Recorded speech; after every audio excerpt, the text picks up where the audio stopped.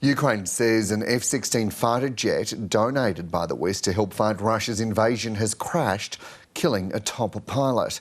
At least 6 of the warplanes were acquired by Kyiv at the end of last month after repeated appeals from President Volodymyr Zelensky. More than 60 have been committed by NATO members to bolster Ukraine's air power. Kyiv says it needs 130. The Ukrainian Air Force has identified the pilot killed in Monday's crash as Colonel Alexei Mess, known as Moonfish. It says he saved Ukrainians from deadly Russian missiles.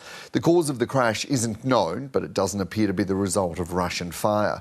The US, which has been training Ukrainian pilots, says the incident underscores the dangers of war. Combat aviation is incredibly complex, and we've been very proud to train some of the pilots here in the United States, and not just here, but our partners and allies through the UDCG are also training Ukrainian pilots on F16s. And you know, every day that they fly those aircraft, these are brave men and women going up there to defend their skies and to defend their country. Russia is continuing its heavy aerial bombardment in Ukraine, again launching scores of missiles and drones into the country. It's the third assault by Moscow in 4 days. The Kremlin has accused Western nations of hindering Russia's development by propping up Ukraine. Almost all European countries, plus their allies in other parts of the world, there are about 50 of them. They seriously intend to carry out the instructions of their senior comrade and inflict a strategic defeat on Russia. This is written in their doctrine, in documents. They repeat this daily, weekly at their various meetings, and each time they pump Ukraine with more and more modern weapons. And now there is a discussion about how to use these weapons. Sirens continue to ring out at all hours in Ukraine's capital, which has come under repeated attack.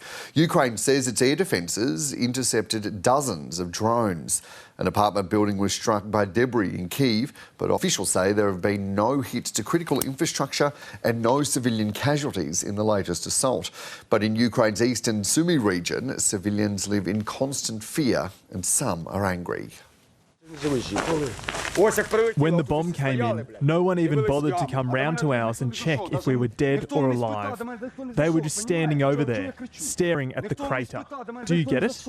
Do you get why I'm angry? As it comes under the renewed Russian onslaught, Ukraine is pushing ahead with its incursion into Russia.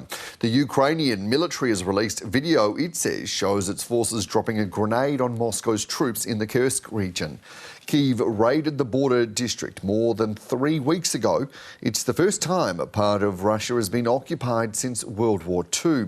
Ukraine's forces are undergoing training between combat missions. One recruit has gone from a mechanic to a grenade launcher.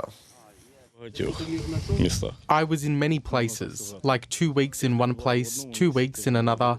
I got wounded and was hospitalised. It wasn't severe, just shrapnel. In Ukraine, the army is calling up men of military age to help in the war. But thousands are trying to avoid mobilisation, even though they see defending Ukraine is important.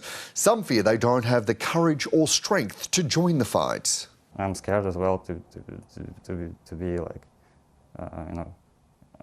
like a soldier. It's not like I could be killed, and then I kind of have to kill someone as well. So I'm just don't really know how to live with that mindset.